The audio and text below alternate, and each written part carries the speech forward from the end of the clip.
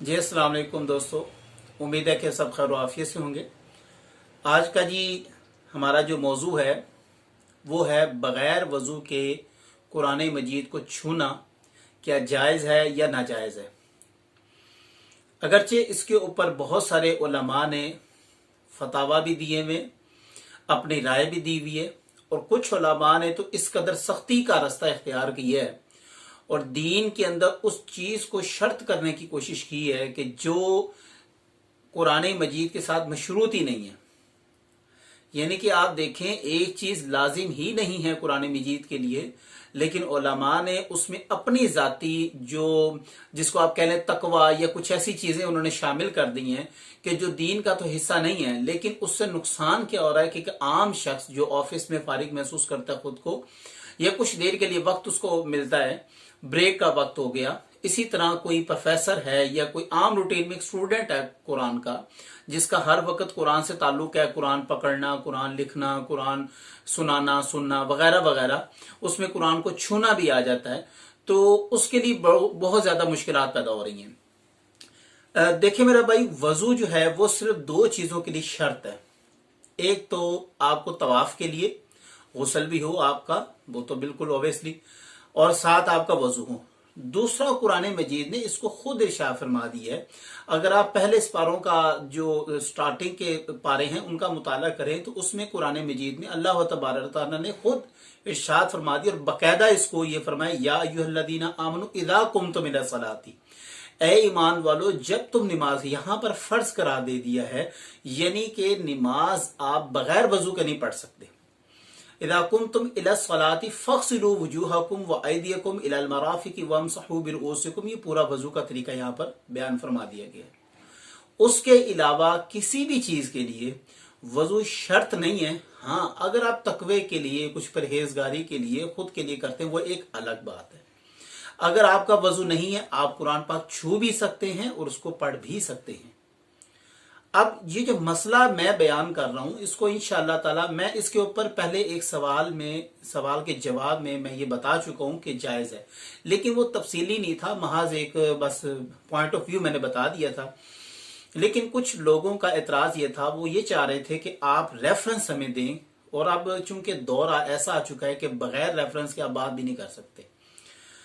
मैंने कुछ उलमा की आरा सुनी इस पे, वो बहुत ज्यादा गुलू करके हैं इस बात में, यहां तक कि वो तो कहते हैं कि मोबाइल के अंदर भी अगर आप कुरान मजीद पढ़ रहे हैं तो मोबाइल को भी बगैर वजू नहीं पकड़ सकते।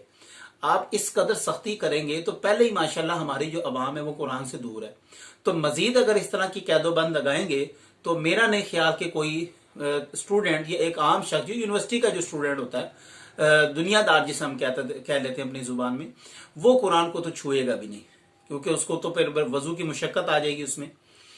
जिस आयत से उलमा या फुकाहा जो इस्तदलाल करते हैं वो मैं आयत आपके सामने पढ़ देता हूं, और इतनी नाइंसाफी करते हैं, इतनी नाइंसाफी कर रहे हैं कि तर्जमा जो है, शुक्र अल्लाह ने कुरान को महफूज रखा है, वगरना इन्होंने कुरान में भी कोई ना कोई काम दिखा देना था। अब ये मेरे पास इस वक्त दो तर्जमे पढ़े, अगरचे आप इस आयत के मातहत तर्जमे देखेंगे तो आप भी हैरान होंगे कि हकायक कितनी दूर हैं और हमें क्या बताया जा रहा है। सूरत अल-वाक़िया की आयत है, और इस आयत से इस्तदलाल किया जाता है कि ला यमस्सु इल्लल मुतहहरून।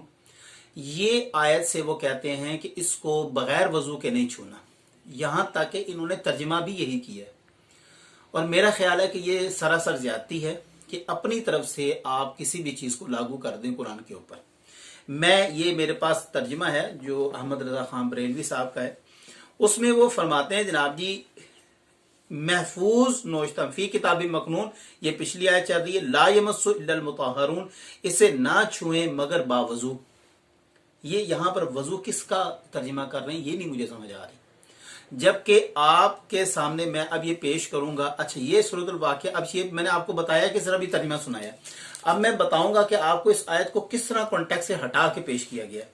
अब ये दूसरा तर्जमा है जो कि खतीबुल हिंद मौलाना मोहम्मद जोनागढ़ी साहब का तर्जमा है, और ये तफसीर इब्ने कसीर है जो उर्दू में है।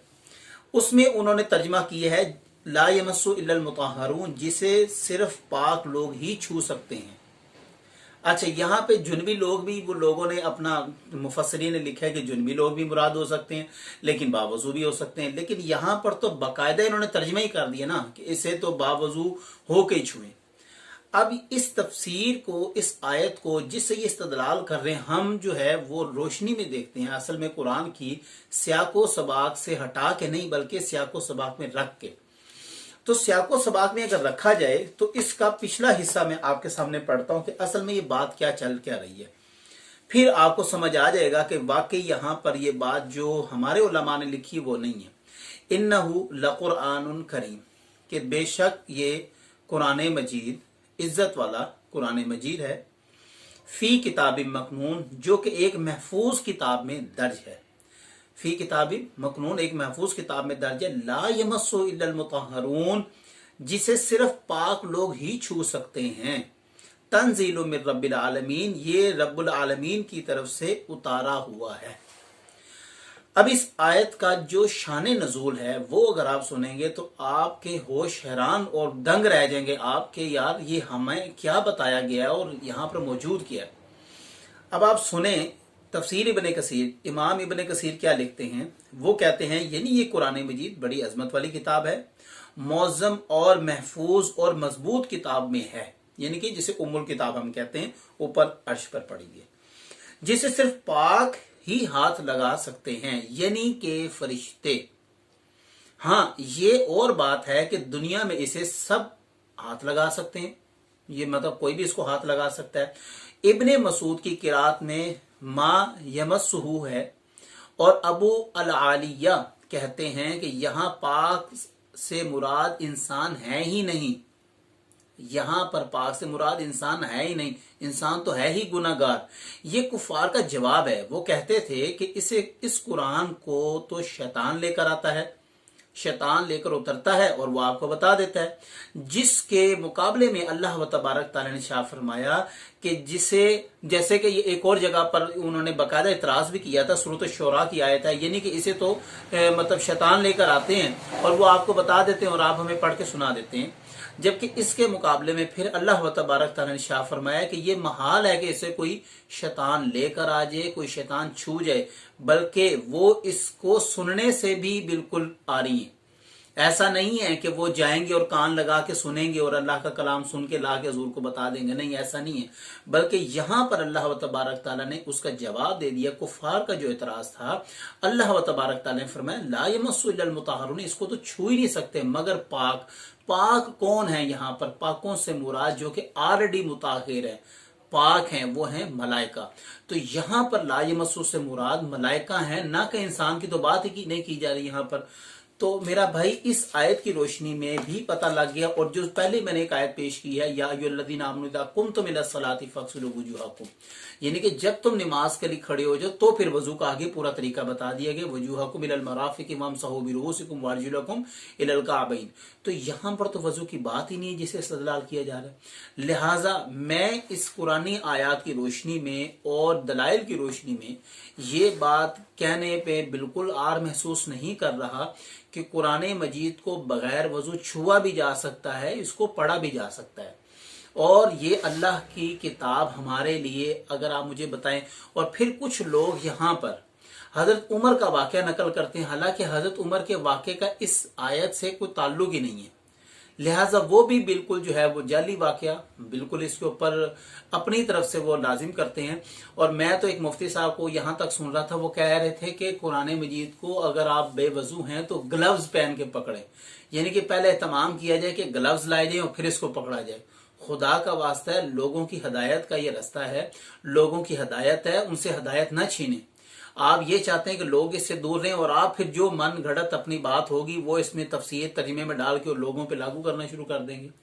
लिहाजा मेरी अपनी नौजवान नस्ल से, दोस्तों से गुजारिश है कि कुरान मजीद को बगैर वजू भी, अगर आपका वजू नहीं है तो इसको आप पढ़ सकते हैं, इसमें किसी किस्म का कोई गुनाह नहीं है। जहां पर वजू शर्त है, दीन ने जहां पे शर्त किया हम उसी को सिर्फ फॉलो करेंगे। जहां पर दीन ने शर्त ही नहीं किया तो अपने ऊपर हम क्यों बिला वजह शर्तें लाजिम करना शुरू कर दें। तो जानबूझ के कसदन अपने ऊपर किसी चीज को लाजिम कर लेना भी दीन में सही बात और दुरुस्त बात नहीं है। लिहाजा अगर आपका वजू नहीं है तो आप कुरान पाक छू भी सकते हैं, उसको पकड़ भी सकते हैं, पढ़ भी सकते हैं, उसमें किसी किस्म का कोई गुनाह और हर्ज नहीं है। वजू कर लेना एक अच्छी बात है, एक अलग बात है।